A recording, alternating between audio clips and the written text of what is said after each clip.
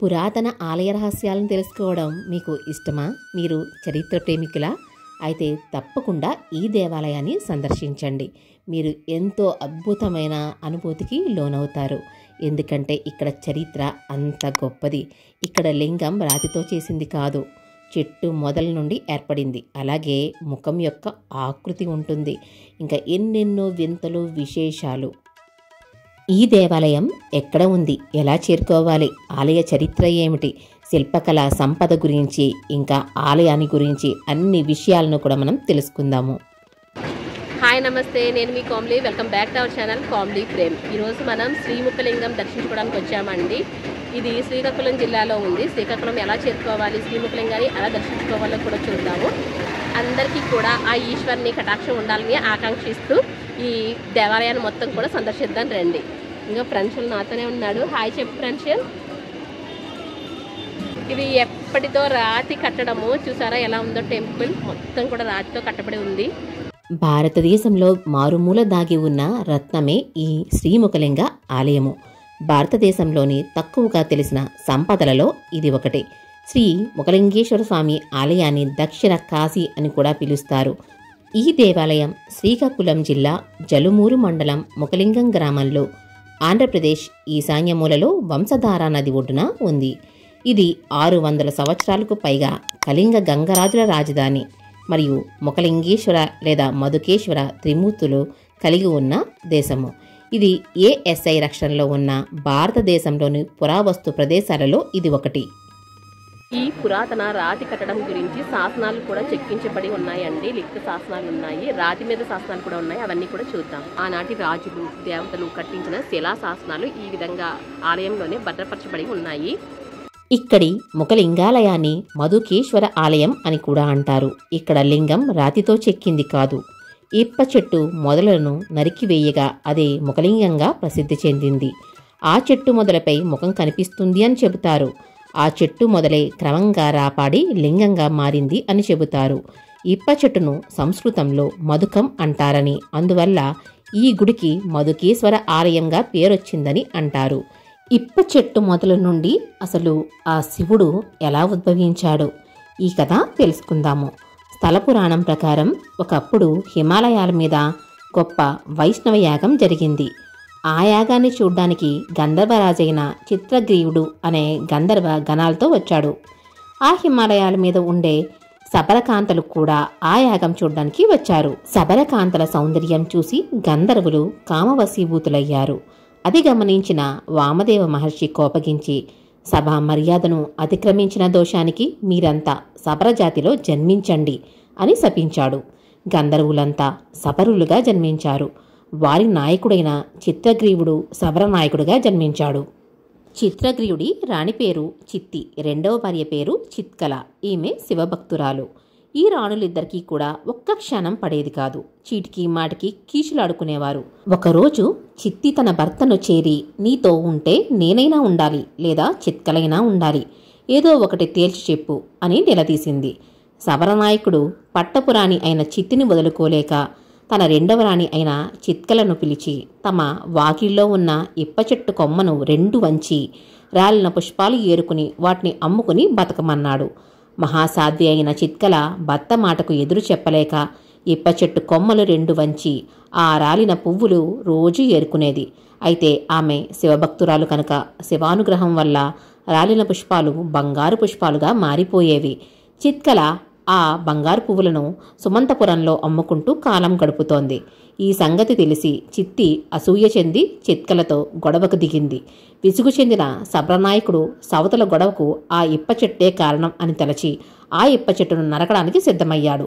అప్పుడు మహాదేవుడు రౌద్రాకారంతో ఆ చెట్టు మొదలున ప్రత్యక్షమయ్యాడు. అది చూసి శబరనాయకుడు మూర్ఛబోయాడు. దీనికంతటికి చిత్కలయే కారణం అని తలచి శబరులంతా కలిసి చిత్కలను చంపడానికి సిద్ధపడ్డారు. అప్పుడు మహాదేవుడు వారి ముందు ప్రత్యక్షమై శబర రూపులైన ఆ గంధర్వులకు శాప విముక్తిని అనుగ్రహించాడు. ఈ విధంగా మధుక వృక్షంలో సాక్షాత్కరించిన మహాదేవుడే మధుకేశ్వరుడుగా వెలసాడు. మధ్యలో ఆకాశాన్ని అంటుకున్నట్టుగా పెద్ద గోపురము, అలాగే 4 వైపులా కూడా శివలింగాలతో 4 గోపురాలు చెక్కబడి ఉన్నాయి. ప్రతి గోపురం కూడా శిల్ప సంపదతో అలరారుతూ ఉన్నదండి. ఈ రాజులు కట్టించిన ఆలయాలు రాతితో కట్టబడి ఉన్నవి. 3000 సంవత్సరాల చరిత్ర కలిగిన ఈ పురాతన దేవాలయాన్ని నాతో పాటు మీరు అందరూ కూడా వచ్చి సందర్శించుకోవాలి అని, అందరికీ కూడా ఈ శ్రీకాకుళం జిల్లాకి వచ్చి చూసే అంత సమయం కానీ లేకపోతే కొంతమందికి ఆ అవకాశం కానీ లేకపోవచ్చు. అందుకని మీకోసం ఈ వీడియో చేయడం జరుగుతుంది. ఎక్కడికి వెళ్ళినా సరే ఆలయ వాతావరణాన్ని మీకు చూపిస్తూ ఉంటాను, ఆ ఆలయ చరిత్రను కూడా వివరిస్తూ ఉంటాను. ఈ ఫ్యామిలీ ఫ్రేమ్ ఛానల్లో ఆలయ చరిత్ర అలాగే పురాతన ఆలయాలు చాలా మనం వీడియోలు తీసాము, అవన్నీ కూడా చూడండి. ఈ ఆలయంలో గర్భాలయం కాక 8 వైపులా 8 లింగాలున్నాయి. ఇక్కడ అమ్మవారు వారాహీదేవి, సప్త మాతృకలలో ఆమె ఒకరు. మిగిలిన వారు బ్రాహ్మి, మహేశ్వరి, కౌమారి, వైష్ణవి, ఇంద్రాణి.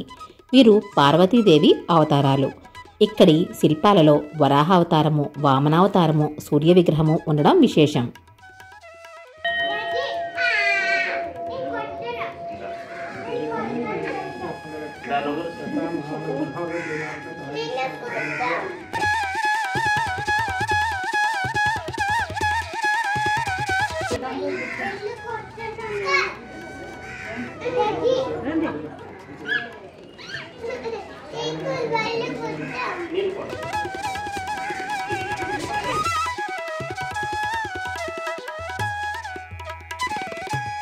ఇక్కడ త్రవ్వకాలలో వీణాపాని అయిన సరస్వతి విగ్రహము, జైనమత ప్రవక్త మహావీరుని విగ్రహం లభించాయి. వీటిని ముఖలింగాలయంలో భద్రపరిచారు. ఇక్కడ అనేక శాసనాలు కూడా దొరికాయి. శాసనాలను బట్టి ముఖలింగాలయాన్ని క్రీస్తు శకం 10వ శతాబ్దంలో 2వ కామానుడన్న రాజు కట్టించాడని, అతని కుమారుడు అనియంక భీమ వజ్రహస్తుడు భీమేశ్వర ఆలయాన్ని కట్టించాడని తెలుస్తుంది. వీరిద్దరూ కూడా కళింగరాజులు. కామార్ణవుడు తన రాజధానిని దంతనగరం నుండి ఇక్కడకు మార్చినట్లు తెలుస్తోంది. మహాశివరాత్రికి ఇక్కడ గొప్ప ఉత్సవం జరుగుతుంది. కాశీలో లింగం, గంగలో స్నానం, శ్రీశైలంలో శిఖరం, శ్రీముఖలింగంలో ముఖదర్శనం చేసుకుంటే మోక్షం సిద్ధిస్తుంది అని భక్తుల నమ్మకము. ఇక్కడ శ్రీముఖలింగం అనే పదానికి పరమేశ్వరుడు లింగంలో కనిపించుట అని అర్థము. ఇక్కడి శివలింగాన్ని ఏ దిశ నుండి చూసినా ఒకేలా కనిపిస్తుంది.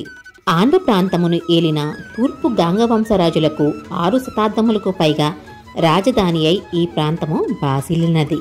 అధునాతన వాస్తు పద్ధతిలో అద్భుత సోయిగాలు కురిపిస్తూ సోమేశ్వర ఆలయం భక్తులకు ఆహ్వానం పలుకుతున్నట్లుగా ఉంటుంది. ఇందులో ప్రతిష్ఠితమైన లింగాన్ని శ్రీముఖలింగేశ్వరుడు అంటారు. ఈ ఆలయంపై సుమారు 100 సంవత్సరాల క్రిందట పిడుగుపడింది. పిడుగుపడినప్పుడు ఆలయ శిఖరం దెబ్బతినగా దానిని ఆర్కియాలజీ డిపార్ట్మెంట్ ఆఫ్ ఇండియా వారు పునరుద్ధరించారు. ప్రస్తుతం ఈ 3 ఆలయాల్లో శిల్పకళా సంపద చూపరలను కనువిందు చేస్తోంది.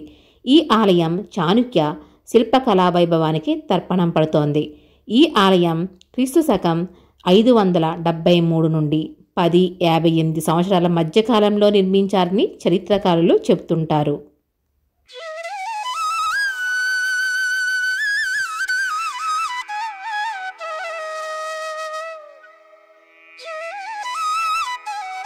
శ్రీముఖలింగం టెంపుల్కి వచ్చామండి. ఇది శ్రీకాకుళం జిల్లాలో ఉంది. దానికి అనుబంధ ఆలయాలుగా సోమేశ్వర, భీమేశ్వర ఆలయాలు కూడా ఉన్నాయి.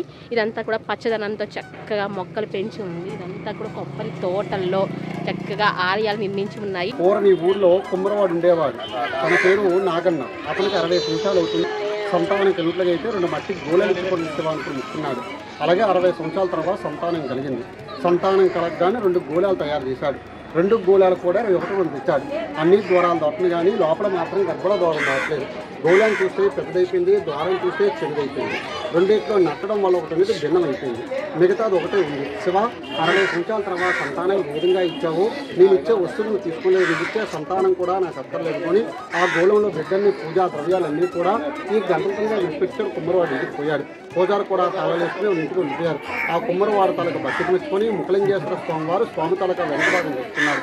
మట్టి గోళం అనేది ఇప్పుడు రాతి గోళంగా మార్చుకున్నారు. తెల్లవారు వచ్చుకుడు వచ్చారు. తలుపులు తాళాలు తీగా గోళంలో బిడ్డ పూజా ద్రవ్యాలన్నీ కూడా వెనుక భాగం ఉన్నాయి. వెంటనే కుమ్మరవాడు తొలిపెట్టాడు, కుమ్మరనాథుడు ఇచ్చాడు, తమ కుమార్తెను తీసుకున్నారు. దాన్ని నింపుగా పాలు పంచావతలు వేసి స్వామికి అభిషేకం చేశారు. నేటికి కూడా సంతానం లేని వాళ్ళు, ఉద్యోగం లేని వాళ్ళు, కళ్యాణం లేని వాళ్ళు, గ్రాశితులు బాగలేకపోయినా ఆ గోళాన్ని ముట్టుకొని నమస్కారం పట్టుకుంటే మనసులో ఉన్న ఏ కోరుకుంటే కోరిక జయప్రదం ఉంటుంది. అది గోళాన్ని తల చరిత్ర. శ్రీముఖలింగం ఆలయానికి ట్రైన్లో రావాలి అనుకునేవారు వైజాగ్ నుండి శ్రీకాకుళం వెళ్ళే ట్రైన్ ఎక్కితే కనుక ఈ గ్రామానికి 10 కిలోమీటర్లలోనే ఒక రైల్వే స్టేషన్ ఉంటుంది. అలాగే ట్రాక్టర్స్, బస్సు, ఇంకా ఆటోస్ ఇవన్నీ కూడా అవైలబుల్గా ఉంటాయి. ఇక్కడ నుండి వైదిక గ్రామం కూర్మా గ్రామం అని ఉంటుంది.